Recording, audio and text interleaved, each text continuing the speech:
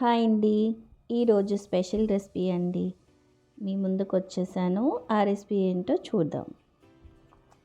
పాలకూర తోటకూర కర్రీ అండి. మీరు ఎప్పుడైనా ఇలా చేశారా? అయితే ఇప్పుడు చేసేయండి మరి. పాలకూరను మరియు తోటకూరను నీట్గా కడిగి కట్ చేసి పెట్టుకోవాలి.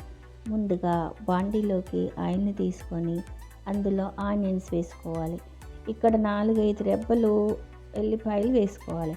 ఇక్కడ కొంచెం ఉప్పు వేసుకోవాలండి, కొంచెం పసుపు వేసుకోవాలి. ఎందుకంటే ఆల్రెడీ పాలకూరలో ఉప్పు కంటెంట్ ఎక్కువ ఉంటుందండి. అందుకని కూర చేసుకునేటప్పుడే కొంచెం తగ్గించి వేసుకుంటే బాగుంటుంది. ఇవి వేగిన తర్వాత ఆకుకూరను పూర్తిగా వేసుకొని మూత పెట్టుకోవాలి. ఒకసారి పూర్తిగా కలుపుకోవాలి.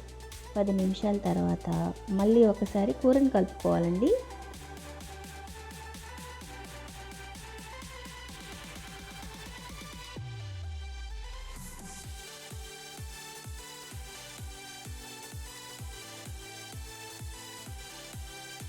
ఇందులో వాటర్ పైకి వస్తుందండి.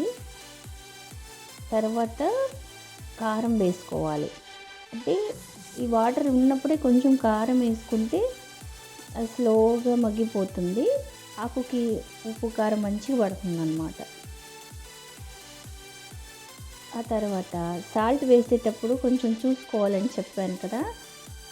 ఇప్పుడు మళ్ళీ కారం వేశాక మళ్ళీ ఒకసారి ఉప్పు తక్కువ ఉందా సరిపోయిందా అనేది చెక్ చేసుకోండి.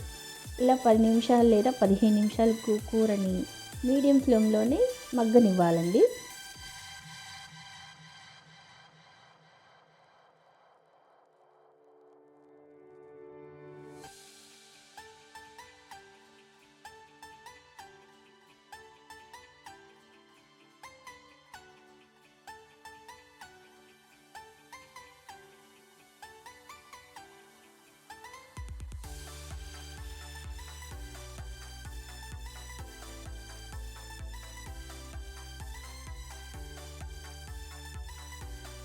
చూసారా, ఆయిల్ పైకి తేలింది. నాకు మాత్రం 10 మినిట్స్ పట్టింది.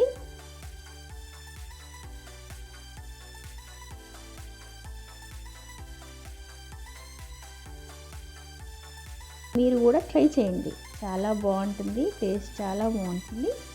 ఒకసారి ట్రై చేయండి. థ్యాంక్ యూ అండి.